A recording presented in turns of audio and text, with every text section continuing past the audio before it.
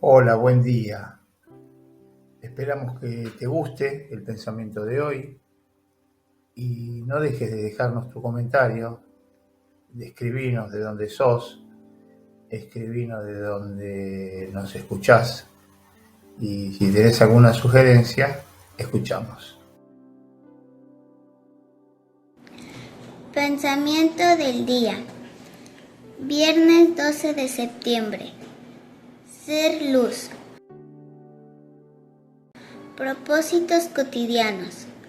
Levantarse por la mañana y decir, solo esto. Amaré yo primero a todos los que encuentre durante este día, a este y a aquel. Siempre primero, siempre primero, siempre primero. Lanzarse siempre a ser los primeros en amar. ¡Qué vida maravillosa! Tonifica, pone una cantidad de gracias en circulación porque por otra parte el amor atrae al Espíritu Santo.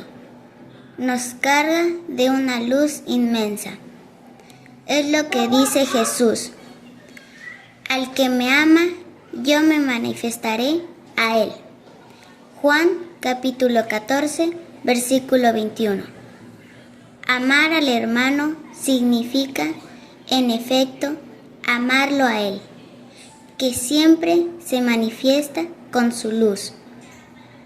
Entonces llueven muchas gracias que hacen que al final del día, aunque quizás cansados, nos sintamos felices.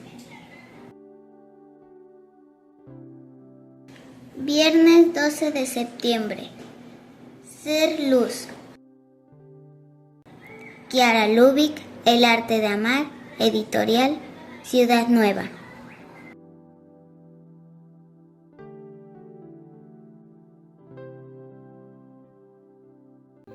Palabra de vida.